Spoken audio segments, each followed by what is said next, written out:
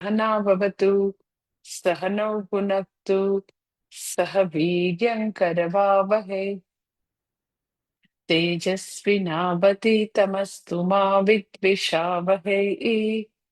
ॐ शान्ति शान्ति शान्तिः।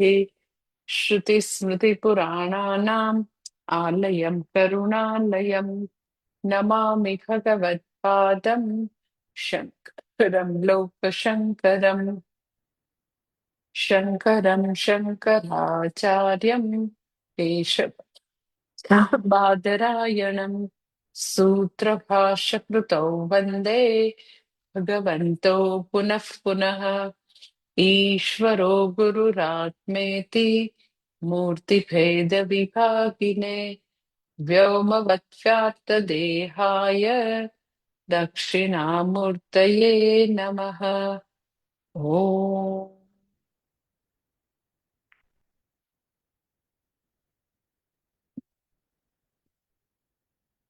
ભગવદ્ ગીતા છઠ્ઠો અધ્યાય અને શ્લોક નંબર 35 કરવાનો છે આપણે. શ્રી ભગવાનુવાચ સંશયં મહાબાહો મનો દુર્નિગ્રહં ચલમ અભ્યાસેન તુ કૌંતેય વૈરાગ્યેન ચ ગૃહ્યતે. અર્જુન જે છે એ પ્રશ્ન પૂછે છે અને પછી એટલા માટે આપણે ગઈ વખતે વાત કરી હતી કે છઠ્ઠા અધ્યાયનો વિસ્તાર થાય છે. છઠ્ઠા અધ્યાયનો જે ઓરિજિનલ સબ્જેક્ટ હતો ધ્યાન નિધિધ્યાસન, એ ભગવાને પૂર્ણ કરી દીધું અને પછીથી હવે નવો ટોપિક અહીંયા શરૂ થાય છે. અને એ એટલા માટે નવો ટોપિક આવે છે. આ એક છે, પછી પાછો આના પછી વળી બીજો પ્રશ્ન પૂછશે એટલે બીજો ટોપિક નવો આવશે. તો નવા ટોપિક એટલા માટે આવે છે કારણ કે અર્જુન પ્રશ્ન પૂછે છે. તો અર્જુન જે છે એ પ્રશ્ન ભગવાનને પૂછે છે કે ભગવાન, મારું મન બહુ જ ચંચળ છે. ચંચલમી મન કૃષ્ણ પ્રમાથી બલવદ્રઢ. કે મારું મન ખૂબ ચંચળ છે, ખૂબ જ બલવાન છે, ખૂબ જ દ્રઢ છે અને એને વશમાં કરવું, એનો નિગ્રહ કરવો એ વાયુના નિગ્રહથી પણ ડિફિકલ્ટ છે. એટલે હવે ભગવાન એનો જવાબ આપે છે કે મન જે છે એ ખૂબ ચંચળ છે, એ મને ખબર છે. એટલે ભગવાન પહેલી લાઈનમાં કે છે અસંશયમ મહાબાહો મનો દુર્નિગ્રહમ ચલમ. પહેલી લાઈનમાં હજી આ સજ ઉપાય નથી આપતા. લાસ્ટ ટાઈમ મેં તમને વાત કરી હતી કે અર્જુનના પ્રશ્નને અનુમોદન આપે છે કે હા, બરાબર છે, તું કે છે એવું જ છે. Because it's my product. મેં મનુષ્યની અંદર મેં મન મૂકેલું છે, મેં ઘડેલું છે, તો મને મારી પ્રોડક્ટ તો ખબર જ હોય ને કે કેવી છે. એટલે અસંશયમ એટલે આપણે એમ કે નો ડાઉટ અબાઉટ ઇટ. બરાબર છે, મને તું કે છે એમાં હું 100% એગ્રી થાઉં છું કે મન ચંચળ છે, દ્રઢ છે, બળવાન છે. એનો નિગ્રહ જે છે એ વાયુના નિગ્રહ કરતા બી ડિફિકલ્ટ છે, એમાં કોઈ ડાઉટ નથી. અને એમાં મેં તમને એક પોઈન્ટ વધારે એડ કરીને કીધું હતું કે જ્યારે બી જીવનમાં સમસ્યા દેખાય, સમસ્યા આવે, તો સમસ્યા છે એવું સ્વીકારવું એ આપણને સમસ્યાના સોલ્યુશન તરફ બહુ જ ઝડપથી લઈ જશે. આપણે કોઈ બી વસ્તુને સોલ્વ કરવી છે તો પેલા છે એવું સ્વીકારવું પડે. હું તમને એનું એક્ઝામ્પલ આપું કેમ તમને એવું થાય ને કે એ પોઈન્ટ કેમ તમને બહુ જ ગમી ગયો છે, ફરીથી પાછો કેમ ગયો છે, તો હું તમને એનું કારણ આપું કે પોતાની અંદર દોષ છે તે વ્યક્તિનો, અને બધામાં દોષ હોય. મનુષ્ય માત્રની અંદર મર્યાદા હોય. તો એ મર્યાદા જયારે આપણે ટીમમાં કામ કરતા હોય તો એ મર્યાદા આપણને ઈ દેખાય કે આપણે અહીંયા આગળ આપણી મર્યાદા હતી, આપણે અહીંયા આગળ અ ભૂલી ગયા, આપણે ન કર્યું, આપણો એફર્ટ ઓછા રહ્યા. જો ઈ જે બી વસ્તુ છે એ બધાનો પેલા સ્વીકાર કરો તો પછી એમાં ઇમ્પ્રુવમેન્ટની પોસિબિલિટી છે. પણ જો વ્યક્તિ એવું જ લઈને બેસે કે હું તો પૂર્ણ પુરુષોત્તમ છું, મારામાં તો કોઈ ખામી છે જ નહીં, ક્યાંય ભૂલ હોય જ નહીં, મેં કઈ ખોટું કર્યું જ નથી, તો એનો જે ઇમ્પ્રુવમેન્ટનો જે આખો પાથ છે એની ઉપર હજી વ્યક્તિ આવી જ નથી. ઇમ્પ્રુવમેન્ટ થવાની નહીં, પણ એ રસ્તા ઉપર પણ હજી તમે એક ડગલું બી ચાલવાનું શરૂ નથી કર્યું, કારણ કે ઇટ ઇઝ વ્યક્તિ હંમેશા ડિનાયલ મોડમાં છે કે ના, સમસ્યા તો છે જ નહીં, અને ફેટોન હોય તો બીજે ક્યાંક છે, મારામાં તો છે જ નહીં. એટલે જ્યારે બી જે બી સિચ્યુએશન આવે એમાં ઈ એઝ ઇટ ઇઝ જેવી છે એવી સ્વીકારવી કે હા સમસ્યા છે, આપણે ભૂલ કરી, આપણાથી થઈ ન શક્યું, આપણે ક્યાંક પ્રમાદમાં રહી ગયા, આપણે કંઈક ઓવર કોન્ફિડન્સમાં રહી ગયા, જે બી રીઝન હોય.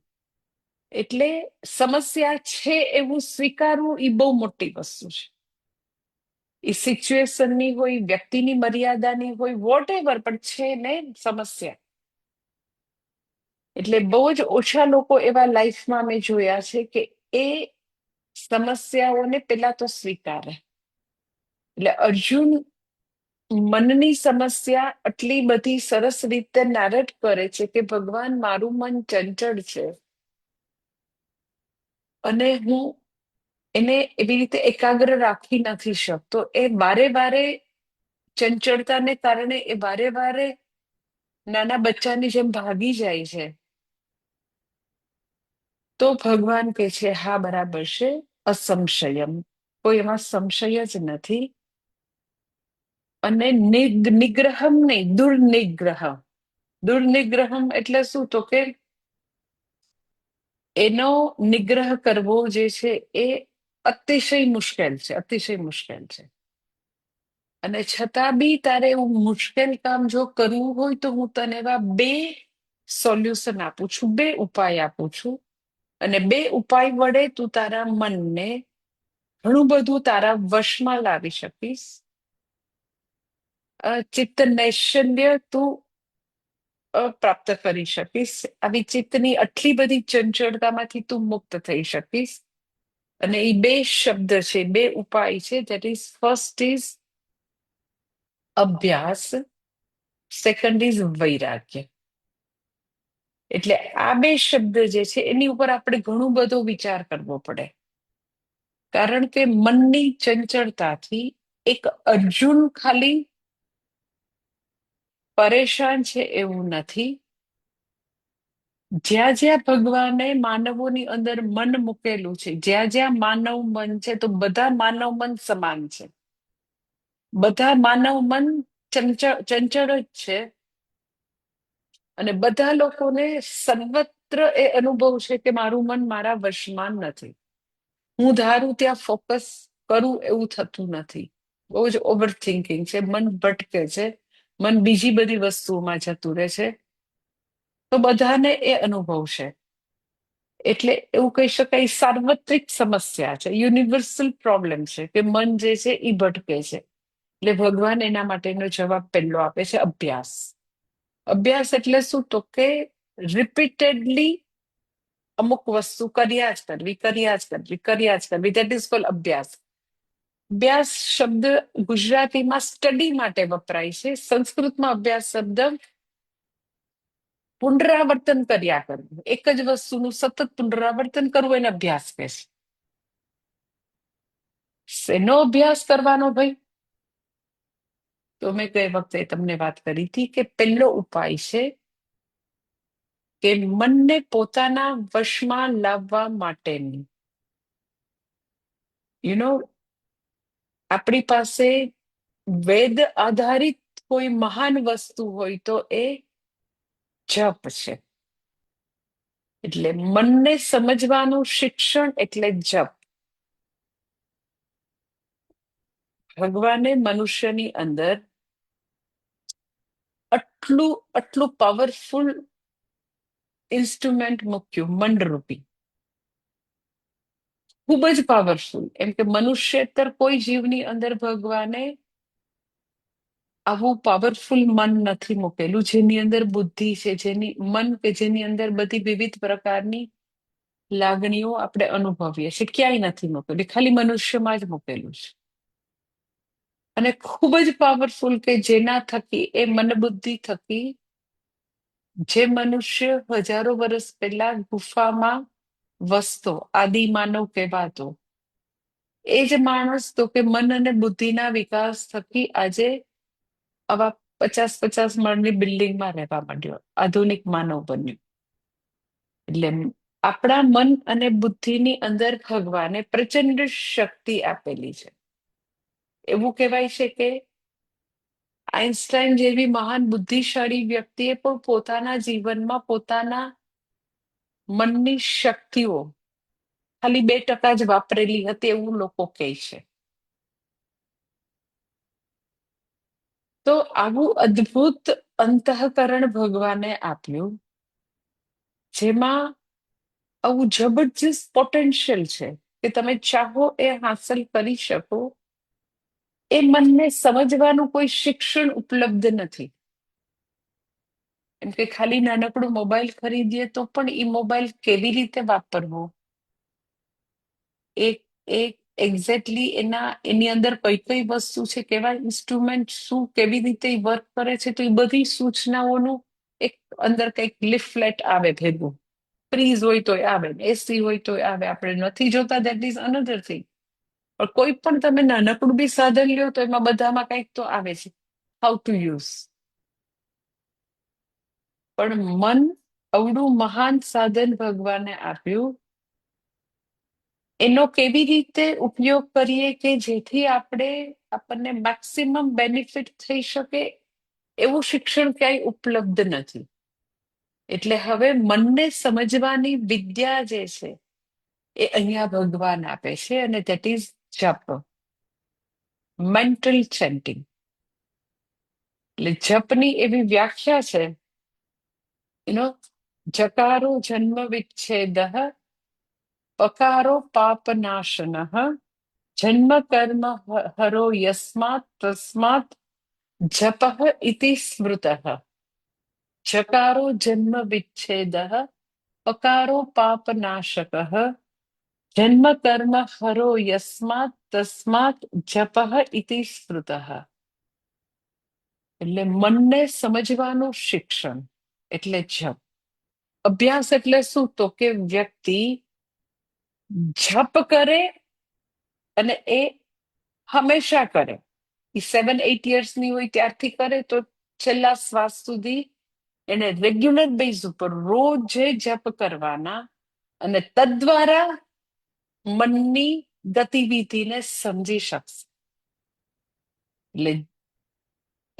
એટલે ભગવાન કે તારે તારા મનને વશમાં કરવું છે, ઓકે, જપ જે છે એનો ઉપાય છે. અભ્યાસ એટલે સતત તમે રિપીટેડલી જપ કર્યા જ કરો. તમને જેટલો સમય મળે તમે જપ કરો. એટલે જપ જે છે એ બેઝિકલી ચિત્ત નૈશલ્ય માટે છે, ચિત્તની ચંચળતામાંથી મુક્ત થવા માટે છે, મનને સમજવા માટે છે. વેઝ ઓફ ધ માઇન્ડ જે છે એ તમારી સામે એકદમ જ સ્પષ્ટ થવા જોઈએ, એટલા માટે જપ છે. એટલે હવે તમે સમજી શકશો કે હાલતા ચાલતા જપ થઈ ન શકે, હિંચકા ખાતા ખાતા જપ થઈ ન શકે, કારમાં બેસીને ટ્રાવેલિંગ કરતા કરતા જપ થઈ ન શકે. એટલે જે બી લોકો એવી રીતે હાથમાં એવી રીતે લઈને ફરતા હોય તો તમે સમજી શકો કે બેઝિકલી જપનું તાત્પર્ય ચિત્ત નૈશલ્ય માટે છે. તો એક્ઝેક્ટ એની જે મેથડ છે એમ જ કરવા પડે.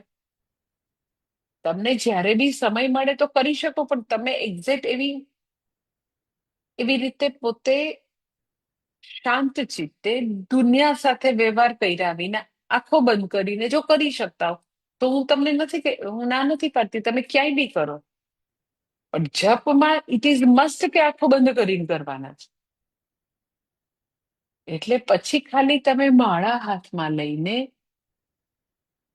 વાતો કરતા કરતા તો જપ ન થઈ શકે. કે બેઝિકલી એનું તાત્પર્ય, એનું હાર્દ, એની પાછળનો ઉદ્દેશ્ય ચિત્ત નૈશ્ચલ્ય માટે છે, મનને સમજવા માટે છે, એકાગ્રતા માટે છે, સ્થિરતા માટે છે. અને મેં તમને આની પહેલા કીધું કે મનને ભગવાને એવું ઘડેલું છે કે એટ એ ટાઈમ એક જ વસ્તુ ઉપર સ્થિર થઈ શકે. એટ એ ટાઈમ બે ચાર વસ્તુ ઉપર તમને લાગે તમે મલ્ટીટાસ્કિંગ કરો છો, પણ મન તો ઈ ચાર વસ્તુ સપોઝ કરો છો તો મન એકમાં જ ત્યારે સ્થિર હશે. એટલે સપોઝ હું એકવાર બોમ્બે જતી હતી તો ફ્લાઇટમાં મેં એક ભાઈને મારી સામે જ જોયા, યુગાન્ડાથી આવ્યા હતા. પછી મને વાત થઈ એટલે ખ્યાલ આવ્યું કે યુગાન્ડા થયા હતા. તો એ હાથમાં આમ મારી સાથે વાત કરતા હતા, એ ભાઈ માળા ફેરવતા હતા, એના વાઈફ બી ફેરવતા હતા. તો એટલે માળા ફેરવતા હતા એટલે મને એમ માળા ફેરવતા હતા એટલી તો ખબર પડે કે વ્યક્તિ શ્રદ્ધાવાળી છે. પણ એ મારી સાથે વાત કરતા કરતા માળા ફેરવતા હતા તો મને બહુ જ અજીબ લાગતું હતું એમ કે તમારું મન કા મારી સાથે ફ્લાઇટમાં વાત કરે છે એમાં હોય, અથવા તો તમારું મન જે છે એ ધારો કે તમે ગણપતિ ભગવાનના જપ કરો છો, ઓમ ગમ ગણપતય નમઃ, ઓમ ગમ ગણપતય નમઃ સપોઝ, તો કાં તો ગણપતિમાં હોય ને કાં તો મારામાં. એટલે એક વસ્તુ મિકેનિકલી થતી હોય ને એક વસ્તુમાં તમારું મન હોય. મલ્ટીટાસ્કિંગ કરતા હોય તો બે ત્રણ વસ્તુ મિકેનિકલી થતી હોય, કારણ કે તમે એ વસ્તુ કાયમ કરતા હોય એટલે એમ ત્યાં મન જે છે એને ધ્યાન આપવાની જરૂર નથી, એટલે એ ઓટોમેટિક થતી હોય, યંત્રવત થતી હોય. એટલે એનીવે મંત્ર જાપ કરવાની મેથડ છે એ મેં તમને આની પહેલા સમજાવી છે કે પોતાનું આસન, પોતાનો સમય, પોતાનો મંત્ર જાપ અને ધ્યાન મુદ્રામાં બેસીને આંખો બંધ કરીને ગુરુ મંત્રના જાપ કરવાના છે, બીજા સાથે વાતો કરતા કરતા. અને ઇનફેક્ટ જો સાથે તમારી જાણ માટે કે જપ એ એવી વસ્તુ છે કે કોઈ પણ પોતાની ધાર્મિક સાધના એવી વસ્તુ છે કે આખી દુનિયાને બતાવવાની બી નથી. ઓનેસ્ટલી બધાને કહેવાની જરૂર નથી કે હું રોજ 11 માળા કરું છું, 21 માળા કરું છું, નામ જાહેરમાં કરું. એ એકદમ જ ગોપનીય રાખવાનું હોય. ખાલી પોતાના ગુરુને કહી શકે કે હું આટલા મંત્ર જાપ મેં આટલા કરું છું, તો પોતાના ગુરુ સાથે શેર કરી શકે. પણ એમ કે ફ્લાઇટમાં એ ભાઈ બેઠા બેઠા કરતા હતા, બિચારાને ખબર ન હોય એટલે ને કઈ મને વાંધો નથી. પણ એ એવી વસ્તુ નથી કે તમે જાહેરમાં પ્રદર્શન કરો. પોતાની બધી જ સાધના, આને કે આ બધી જ સાધના ગોપનીય રાખવાની હોય. એટલે એનીવે તો અભ્યાસ એને તું કૌંતેય એટલે વ્યક્તિ રિપીટેડલી ગુરુ મંત્રના જાપ કરે છે, અથવા તો પોતાની રીતે મંત્ર લઈને જાપ કરે છે. પણ વૈદિક મંત્રો છે, પૌરાણિક મંત્રો છે, એનાથી કરે છે. કોઈ મનગઢત મંત્રથી નથી કરતી.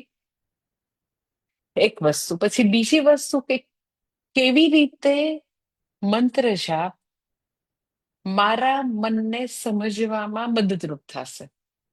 પહેલી વસ્તુ, મંત્ર જાપ ઈ ભગવાનનું નામ છે એટલે અંતઃકરણ શુદ્ધિ થશે. પછી મંત્ર એ વેદમાં એવી મહાન એક વસ્તુ ભગવાને વેદમાં આપેલી છે, જે મેં તમને કેવી રીતે એક્ઝેક્ટ પર કરી ગઈ વખતે સમજાયું હતું કે તો એવું તમને ક્વિકલી સમજાવી દઉં કે કોઈ બી વ્યક્તિની ખબર નથી કે પોતાનો સેકન્ડ થોટ કયો છે, કોઈને નથી ખબર. પરંતુ મંત્ર જાપમાં જ્યારે આપણે મંત્ર જાપ કરવા બેસીએ છીએ તો ખાલી સેકન્ડ થોટ નહીં, 108 થોટ આ જ હશે એવું નિશ્ચિત કરીને બેસીએ છીએ. હવે જ્યારે મને મારો બીજો થોટ છે એ કયો છે એ નથી ખબર, ત્રીજો છે એ ખબર નથી, અને એ બધા જે થોટ્સ જે છે એ એસ જ એ બધાને અંદર અંદર કંઈક ને કંઈક જોડાણ છે. એમાં બધામાં લટકતા તંતુ છે કે વ્યક્તિ પોતાના ઘરમાં પૂજા કરી રહી છે અને ડોરબેલ વાગે છે, મંત્ર જાપ કરી રહી છે ને ડોરબેલ વાગે છે, હાથમાં માળા છે, આખું બંધ છે, પણ કાનને તું બંધ થાય એવું કંઈક છે નહીં. એટલે એને બિચારાને ડોરબેલનો અવાજ સંભળાય છે અને 2-3 વાર ડોરબેલ વાગે છે, પણ કોઈ ઘરમાંથી કામવાળા બેન કે જે વ્યક્તિ કોઈ ખોલતા નથી. એટલે હવે આ વ્યક્તિ જે છે એના મગજમાં આ જો ને અત્યારે સવારના પોરમાં આ લોકોને ખબર નથી પડતી, સંભળાતું નથી.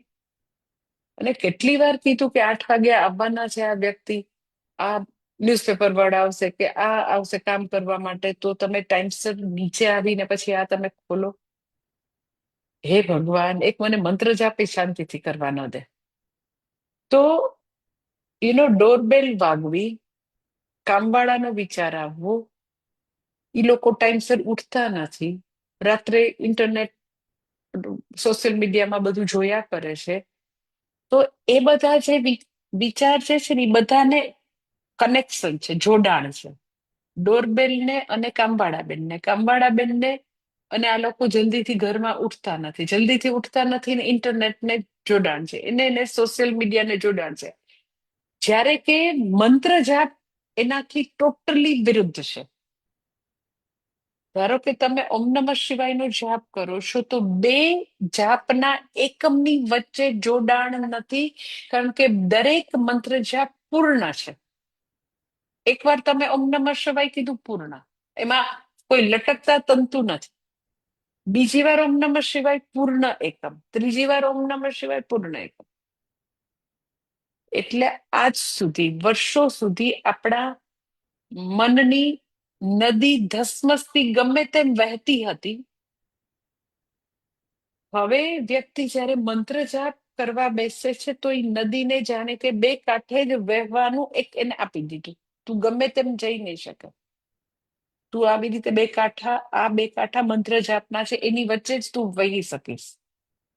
આ મંત્ર જાપ છે ને એની વચ્ચે જ તારે વહેવાનું છે. અને પહેલો મંત્ર મને ખબર છે, પહેલો વિચાર આ છે, બીજો વિચાર આ છે, 108 વિચાર નક્કી કર્યા છે. દેટ ઇઝ સજાતીય પ્રવાહ. સજાતીય એટલે એક જ જાતિના વિચાર. ધારો કે કે અત્યારે આશ્રમમાં લોન વાવવા માટે અમે બધું ગ્રાઉન્ડ તૈયાર કરીએ છીએ, બરાબર. હવે જ્યારે લોન વાવીએ તો લોન સિવાયનું જે હોય એને વીડિંગ કહેવાય, આપણને ખબર પડે ને, નિંદામણ કહેવાય. લોન જે છે એક જ સરખી એક એક વેરાયટી છે. હવે એની અંદર બીજા કોઈ સીડ્સ અંદર પડશે, બર્ડ્સ કંઈક ડ્રોપ કરે ને બીજું કંઈક ઉગી જાય તો એ વિજાતીય કહેવાય. લોન છે એ સજાતીય છે. એટલે તમે પહેલો વિચાર ઓમ નમઃ શિવાય, બીજો વિચાર ઓમ નમઃ શિવાય, ત્રીજો, હવે ઓમ નમઃ શિવાય ની બદલે બીજું કંઈક વિચાર તમને આવવા માંડે કે અરે રે, ઓફિસ જવાનું મોડું થાય છે, આજે તો હું પાઠ કરવા જપ કરવા મોડો બેઠો, અરે રે આજે તો મારે હવે એટલું મોડું થશે ને એટલો ટ્રાફિક જામ થઈ જશે, તો ટ્રાફિક જામ થઈ જશે, મોડું થશે, આજ તો મીટિંગમાં મારે બોસ આવવાના છે ને આજે મોડું પહોંચું છું. તો એ બધા વિજાતીય વિચારો છે. ઓમ નમઃ શિવાય 108 વાર બોલીએ તો એ સજાતીય પ્રવાહ કહેવાય. આપણે મંત્ર જાપ કેવા કરવાના છે તો કે વિજાતીય પ્રત્યય રહિત અને સજાતીય પ્રત્યયનો એક પ્રવાહ, આજ્ય ધારયા, ઘીની ધારની જેમ ઈ એક જ ચાલવું જોઈએ. ઘીની ધાર ક્યાંય તૂટે નહીં. તમે જો ઘીની ધાર કરો ને તો મંત્ર જાપથી મનને ડિસિપ્લિનમાં એવી રીતે લાવી શકાય કે નક્કી કર્યું છે એના સિવાય મન બીજે જાય છે તો હવે ખબર પડે છે કે આ વિજાતીય પ્રત્યય છે, આ સજાતીય નથી. એટલે હવે શું કરશો તમે? તો કે જેવું મન નક્કી કર્યું છે મંત્ર જાપ સિવાયની કોઈ વસ્તુમાં જાય તો પાછું તમે એને ધ્યેયમાં સ્થાપિત કરો. એવરી ટાઈમ જાય એટલે સ્થાપિત કરો. કે આપણે તો નક્કી કર્યું હતું કે દરેક થોટ એક એક પારો જે છે એ આ જ થોટ હોવું જોઈએ એવું નક્કી કર્યું, તો આ બીજું ક્યાંથી આવી ગયું ભાઈ? એટલે એ વિજાતીય થયું. એટલે હવે તમને ખબર પડી કે આપણે નક્કી કરીએ છીએ એમ આપણું મન વર્તતું નથી. મારું મન એની મેળે ભટકવા ચાલ્યું જાય છે. એઝ સચ પેલા બી ભટકતું હતું. યુ ડિસ્કવર ડ્યુરિંગ મંત્ર જાપ. એટલે પેલા ભટકતું હતું, પણ હવે ખબર પડી. એટલે શું કરશો તમે?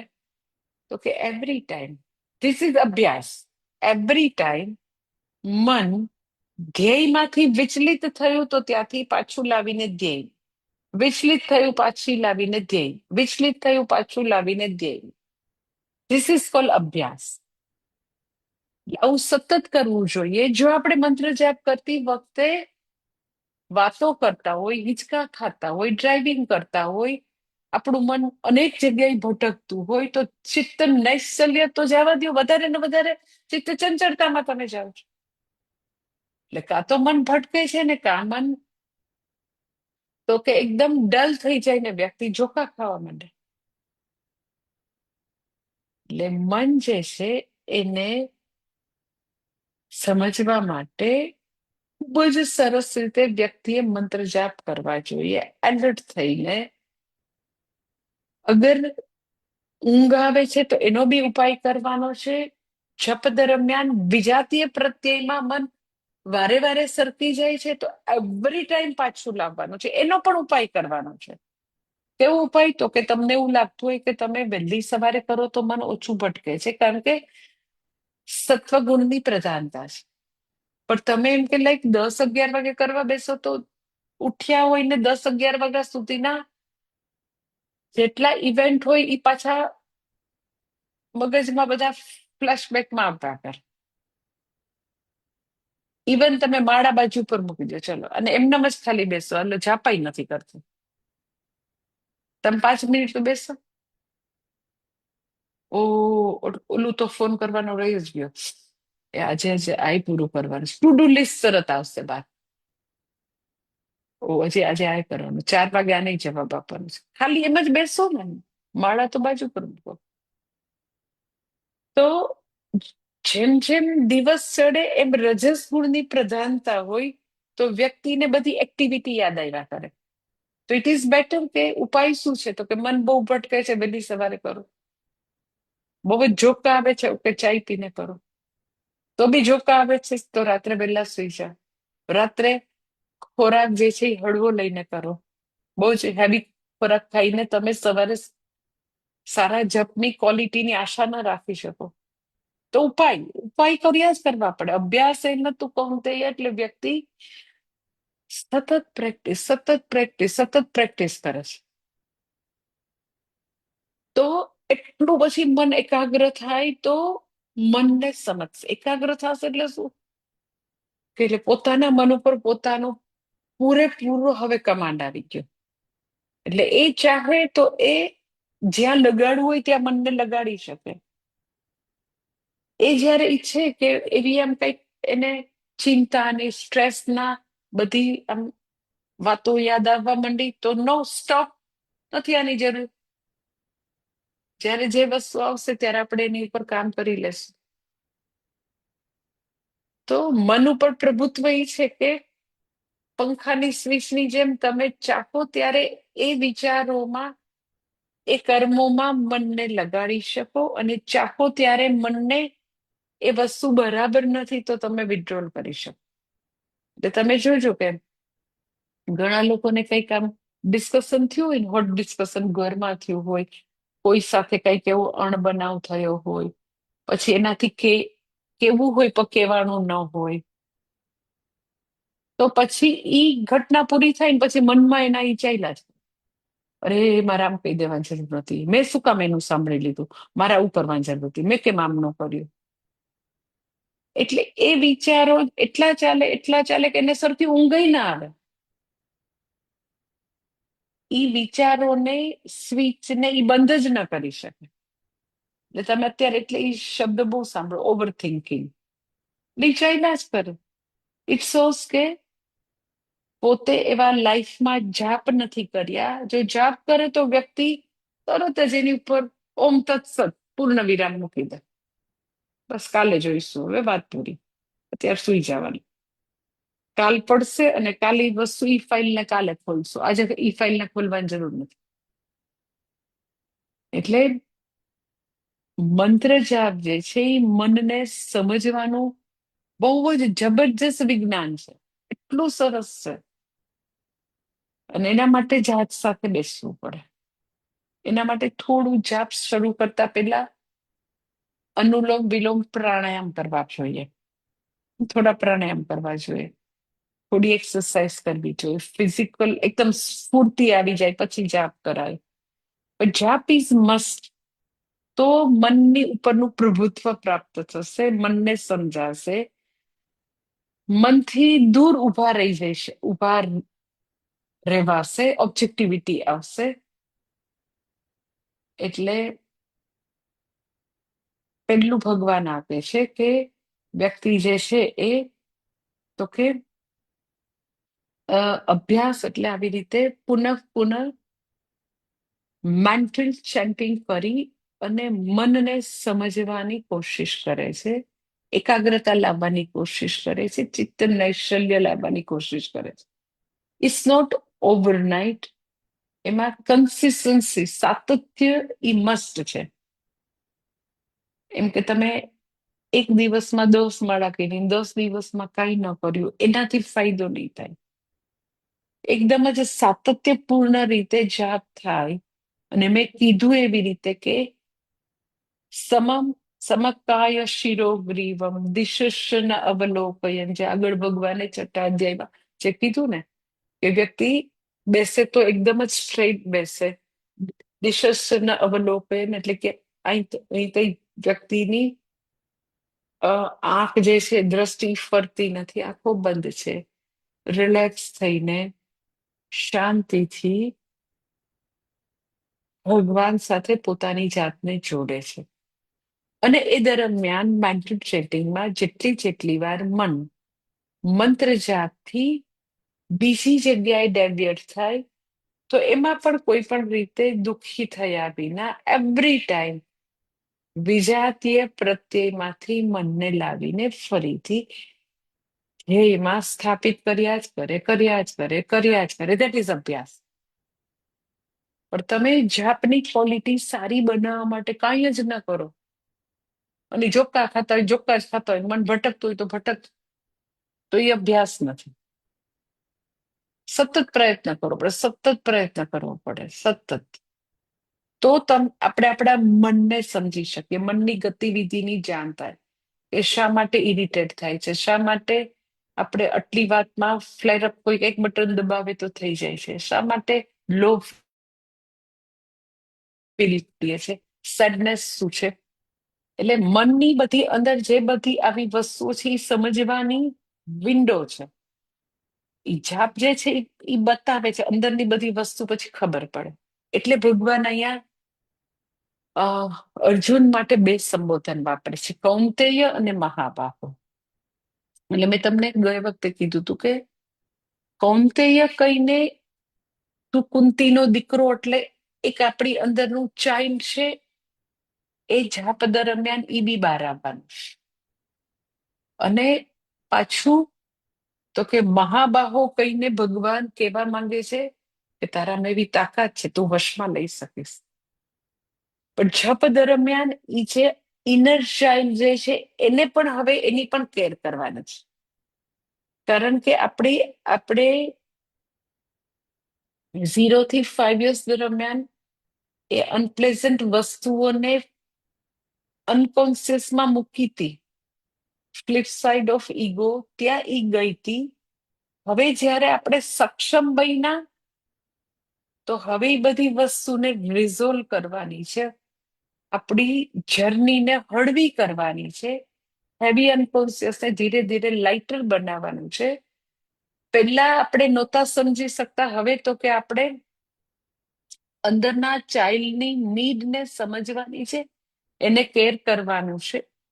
અને બીજા કોઈ નહીં કરી શકે. આપણી ભગવાન સાથેની જે આવા પ્રકારનો જે એક રિલેશનશિપ છે, ત્યારે આ બધી વસ્તુ રિઝોલ્વ થશે. એટલે કૌંતેય સંબોધન છે કે તું હવે તારે તારા ઇનર ચાઇલ્ડની કેર કરવા માટે તારે હવે બહારની વ્યક્તિની જરૂર નથી. તું પ્રભુ પાસે બેસે છે, એ બધી વસ્તુ ધીરે ધીરે લાઇટર થશે, રિઝોલ્વ થશે. એ બધી વસ્તુ તો કે હવે અધ્યાત્મના માર્ગમાં એ ઇમોશનલ ઇસ્યુ હવે દિવાલ બનીને નહીં ઉભા રહે. એટલે એ બધા એ દિવાલોને તો કે આવી રીતે દૂર કરવી પડે. અધરવાઇઝ એ ઇમોશનલ આસ્પેક્ટને બાયપાસ કરીને કોઈ સ્પિરિચ્યુઅલ જર્નીમાં આગળ નહીં વધી શકે. એટલે પેલા એઝ એ ચાઇલ્ડ અંદરની પડેલી વસ્તુને કેર કરવાની, એની સંભાળ લેવાની તાકાત નહોતી. હવે ઘણી બધી વસ્તુ સેટ થઈ છે, તો એ અંદર જે એવું પડેલું છે કે લાઈક કે મેં તમને વાત કરી કે મને એક છોકરી આવીને ઘણા બધા લોકોએ મને આવું કીધું છે કે હું મારા મા બાપને ગમતી જ નથી. છોકરી કે મારા પપ્પાને હું બિલકુલ ગમતી નથી. ઘણા એવું હોય કે સિબ્લિંગ્સમાં એમ કે મારા માટે એટલો ભાવ જ નથી, એને તો દીકરા જ ગમે, કોઈ એમ કે એને દીકરી જ ગમે. તો એવી nth નંબર ઓફ રિજેક્ટ કર્યું છે એવી ભાવના પણ અંદર પડેલી છે. કેટલી પેઇનફુલ વસ્તુ અંદર પડેલી છે. તો હવે જ્યારે આપણે મંત્ર જાપ કરીએ, આપણે ભગવદ્ ગીતાનું શ્રવણ કરીએ, તો આપણી પાસે એ શક્તિ છે. આપણે એને ઓબ્જેક્ટિવલી જોઈ શકીએ કે તો એ બાળકની વસ્તુ છે અને એ બરાબર છે. એ જે છે એની નીડ, એનું કહેવાનું લેજિટિમેટ છે. એ વખતે એને એવું લાગતું હતું. અને મંત્ર જાપ દ્વારા તો કે ભગવાન સાથેના સંબંધથી તો કે બધી વસ્તુ ધીરે ધીરે તારે, હે કૌંતેય, તારી બધી વસ્તુને હવે રિઝોલ્વ કરવાની છે. એટલે કૌંતેય સંબોધન. અને મહાબાહો એટલે કે તું સક્ષમ છો, તું કરી શકીશ. ધેટ ઇઝ અભ્યાસ એન તું કૌંતેય. અને બીજો ઉપાય આપે છે કે એક અભ્યાસ છે અને સેકન્ડ ઇઝ તો કે વૈરાગ્ય. વૈરાગ્ય શું છે? તો કે આપણે મંત્ર જાપ કરીએ ને તો બે જગ્યાએ મન ભટકે છે. એક પીડામાં, એક પ્રેમમાં. એટલે પીડામાં એવી રીતે જાય છે કે મેં તમને કીધું ને કે જ્યારે મંત્ર જાપ કરીએ ને તો તમને જો એવું આમ અહેસાસ થતો હોય ને કે બહુ જ રેસ્ટલેસનેસ છે, બહુ જ મન ભટકે છે, સપોઝ એવું લાગતું હોય, તો એ અંદરની પીડાનું સૂચક છે. એ અનકોન્શિયસની અંદર પડેલી બધી પેઇનફુલ વસ્તુનું સૂચક છે અંદર. એટલે મન હંમેશા તો કે પીડા તરફ જાય છે અને પ્રેમ તરફ જાય. અને મેં તમને કીધું એ પેઇનફુલ વસ્તુને જપ દ્વારા, હરિનામ દ્વારા જ રિઝોલ્વ થશે. એટલે ભગવાનનું નામ જ એટલું બધું મહાન શુદ્ધિકરને અલ્ટિમેટ કોઈ શક્તિ હોય તો એ નામ જપમાં છે. તો એ થશે. પીડાને ટેક કેર કોણ કરશે? તો કે ભગવાનનું નામ. પછી હવે વૈરાગ્યની ભગવાન જે વાત કરે છે તો મન પીડા તરફ જાય છે ને બીજું પ્રેમ તરફ જાય. પ્રેમ એટલે શું? તો કે જ્યાં રાગ છે ત્યાં, જે વસ્તુ આપણને એમ લાગે કે બહુ સારી છે, મને બહુ ગમે છે, ત્યાં મન જાય. એટલે જેવું મંત્ર જાપ કરવા બેસીએ તો જ્યાં આસક્તિ છે, રાગ છે, પ્રેમ છે, એમાં મન ભટકે. અને મન તો કે આવી જે ભૂતકાળની પીડાઓ છે ત્યાં એટલા માટે જાય કે હવે તું મને સંભાળ ભાઈ. એટલે ત્યાં જતું. એ અટેન્શન માંગે છે પીડા, કે પેલા તારામાં તાકાત નહોતી, હવે તો છે ને. એટલે જપ દ્વારા ત્યાં હિલિંગ છે. હવે બીજું, જ્યાં આગળ રાગ છે ત્યાં જાય છે એટલે બી વિક્ષેપ છે, એટલે બી ચંચળતા છે, એટલે બી વ્યક્તિ જે છે એ મંત્ર જાપ કરી નથી શકતી. કે રાગ છે ત્યાં મન વારે વારે જાય. જ્યાં બી રાગ છે ત્યાં જાય છે. એટલે બીજો ઉપાય ઈ છે કે વૈરાગ. એટલે તમે જો કે રાગ એવો બી હોઈ શકે કે આ જે છે ને મારે મારું કામ બધું પૂરું કરી દેવું છે, એ બી રાગ જ છે. ઇટ ડઝન્ટ મીન કે કર્તવ્ય કર્મ નથી કરવું, એમ હું નથી કહેતી. પણ મેં તમને કીધું કે તમે જોબ કરવા બેસો તો ટુ ડુ લિસ્ટ બહાર આવે છે, જે અધૂરા કામ છે, જે કરવાના છે, જે ભૂલી ગયા છે. તો હવે પોતાના મન ઉપર કમાન્ડ પ્રાપ્ત કરવા માટે સૌથી મોટી વસ્તુ છે વૈરાગ્ય. એટલે એક જે છે એ ભગવાને કીધું અભ્યાસ, અને બીજું વૈરાગ્ય. વૈરાગ્ય એટલે શું? તો કે વ્યક્તિએ બહુ બધી વસ્તુમાં જે છે એના કરતા એને વધારે વેઇટેજ આપી દીધું છે, એની બાદબાકી કરવી, ધેટ ઇઝ વૈરાગ્ય. ઓર બીજા શબ્દોમાં કહીએ તો શોભના અધ્યાસની બાદબાકી. શોભના અધ્યાસ એટલે શું? તો કે જે વસ્તુ જે એટલી બધી લાયક નથી તોય તમે એને એટલી બધી લાયક ગણી લીધી છે. એટલું બધું મૂલ્ય નથી, એટલે એટલું બધું મૂલ્ય નથી ને આપણે એને એટલું બધું મૂલ્ય આપ્યું, અને પછી આપણે માળા લઈને બેઠા. એટલે એનું એટલું બધું મૂલ્ય વધારે છે, એટલે હવે બહુ જ મૂલ્ય વધારે છે, એટલે ઈ વખતે પોપઅપ થઈને ઈ જ બહાર આવે. હું તમને ખાલી એક્ઝામ્પલ આપું કે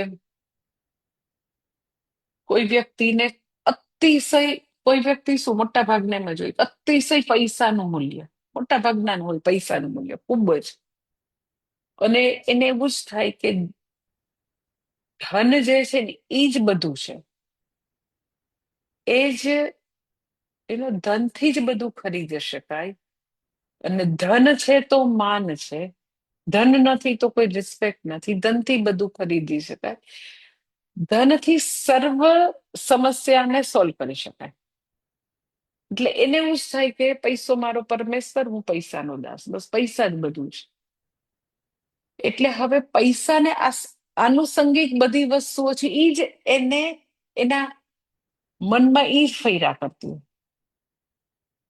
સમજાય છે કે એ વ્યક્તિ કે ક્યાંથી ધન કમાવું, અને એ કમાવા માટેનું જે બી એનું ચાલતું હોય, તો એટલું બધું મન એનાથી ઓવરવેલ્મ હોય, એવું છવાઈ ગયું હોય, એ જ ભરેલું હોય. એટલે જયારે બેસશે તો સરફેસ શું કરશે, શું ઉપર આવશે, કે મૂલ્ય એનું જ વધારે છે. હું એમ નથી કહેતી એટલે પૈસા ન કમાવો, પણ પૈસા માટેનું અતિશય વળગણ. કેવું વળગણ? તો એને એવું થાય કે પૈસાથી જ બધી સમસ્યા સોલ્વ થાય, પૈસા છે તો જ બધું બરાબર છે. એટલે ધનને ધન રીતે નહીં જોતા, ધનને બધી સમસ્યાના સમાધાન તરીકે જોવું, ધેટ ઇઝ આસક્તિ કે રાગ, ઓર યુ કેન સે વૈરાગ્યનો અભાવ. તો એવું જ્યાં જ્યાં છે, ધારો કે કોઈને એવું લાગે કે ના મારું ફેમિલી છે ને એ જ અલ્ટિમેટ છે, અને મારા ફેમિલીના લોકો એમ કે ને કે ગુરુ સેવા નથી કરવાની, ખાલી ભણી લ્યો ઓનલાઈન. મારા ફેમિલીના લોકો એવું કે એ બહુ પછી આશ્રમમાં નહીં જવાનું, ખાલી તમારે ભણવાનું, બીજું કઈ નહીં કરવાનું. તો યુ હેવ ટ્રીમેન્ડસ રાગ ફોર યોર ફેમિલી.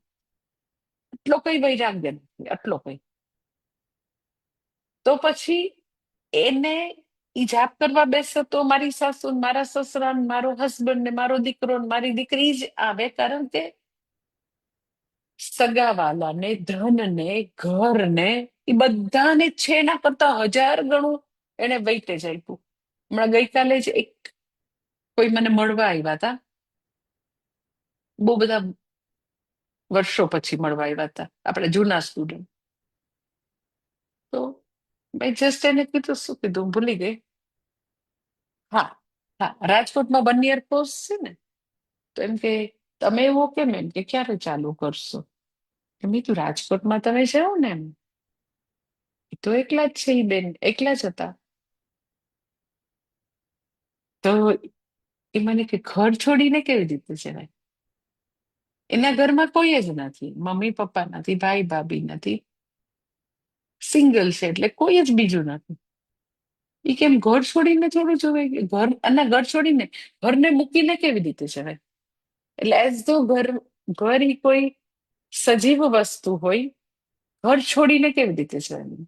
તમે અહીંયા ચાલુ કરો ને 1 year કોર્સ મને. એટલે ધીસ ઇઝ એક્ઝેક્ટલી કે ઘર માટે ઝીરો વૈરાગ્ય. વૈરાગ્યનો અર્થ એવું નથી હું એમ કહું છું કે તમે ઘરને વેચીને તમે ભગવા પેડલો, એવું તો કઈ હું કહેતી નથી. અને એવું અમે કોઈને કહીએ નહીં, કારણ કે કોણ લાયક કોણ છે. તો what I M telling to you કે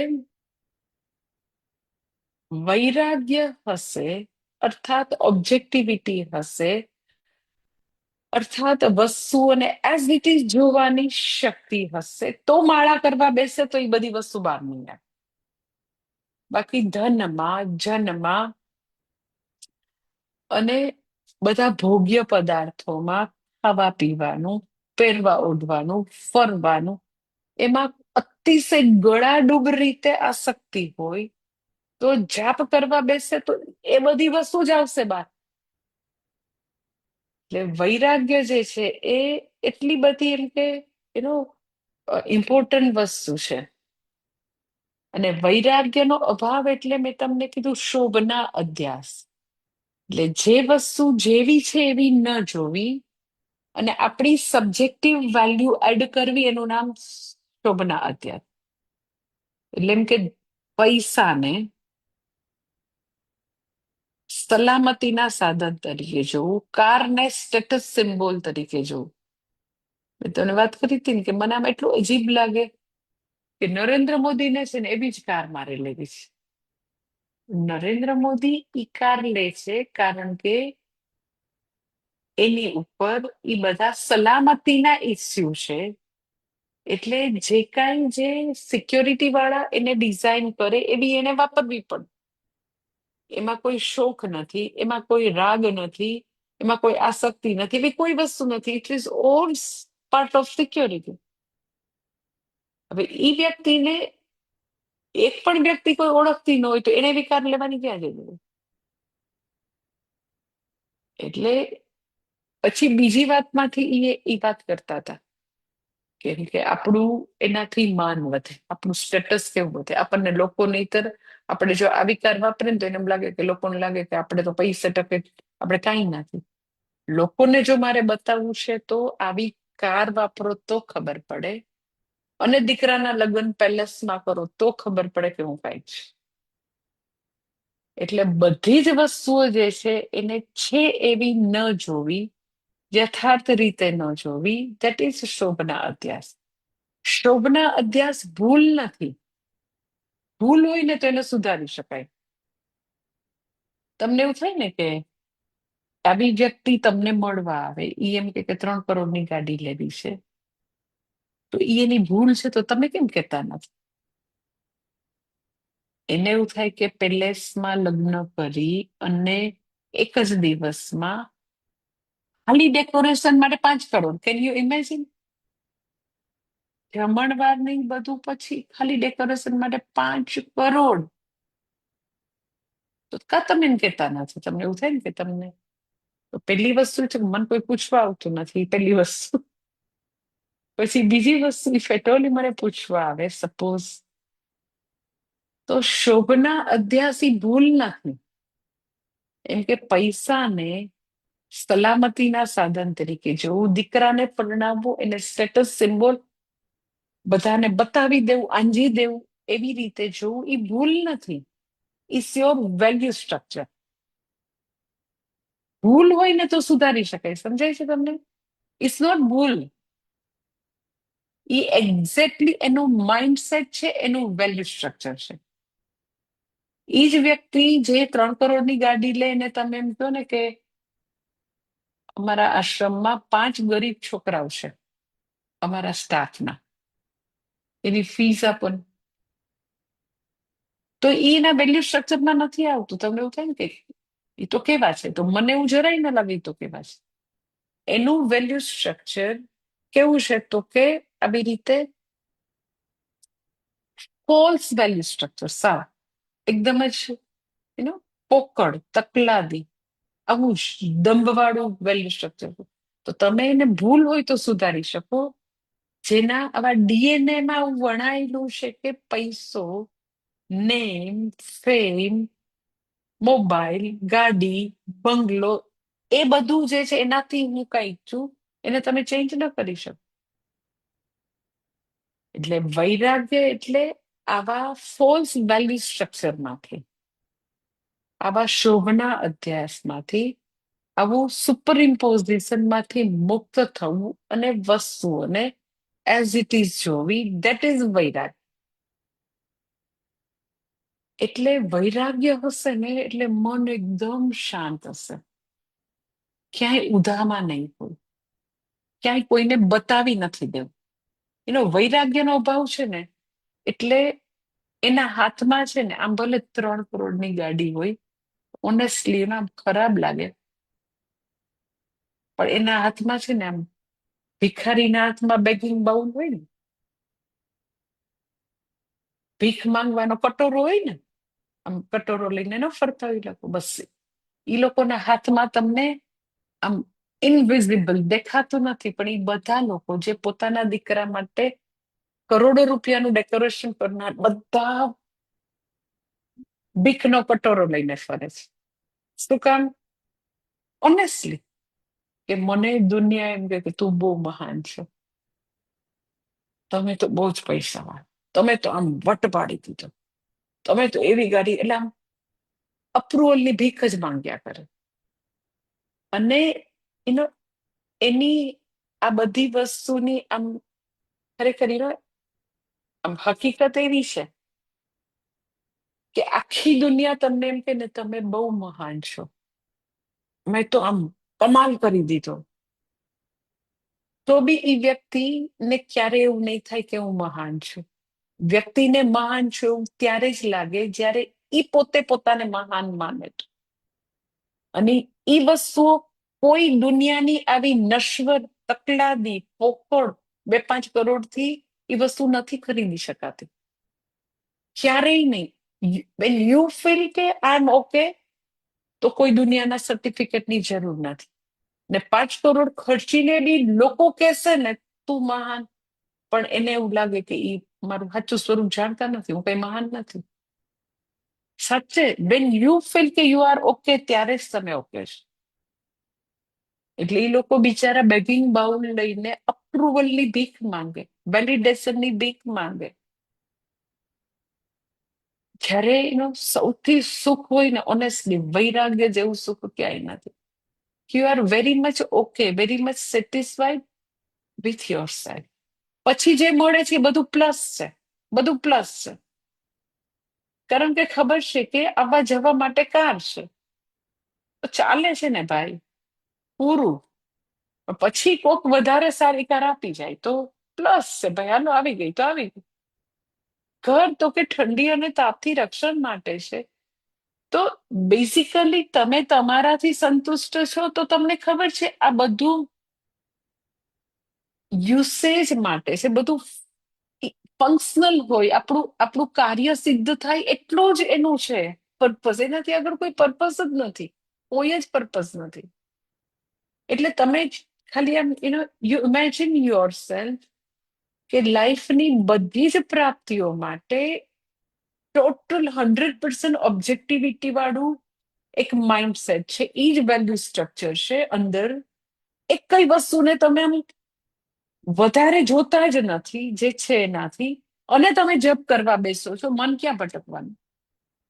you are very much okay with your self, satisfied. જે છે એ બધું બરાબર છે, આપણાથી એફર્ટ થાય, બધા એફર્ટ આપણે હંમેશા મૂકતા રહેશું, તો બેસો ત્યારે ઉધારમાં શેના છે? રેસ્ટલેસનેસ શેની છે? જ્યાં આસક્તિ ને રાગ ને પ્રૂવ કરવું છે ને બતાવી દેવું છે ને ઓલા મને મહાન કે, એનો તો ઉદાહરણ છે. પણ તમે તમારી જાતને કહો છો કે તું બરાબર છો.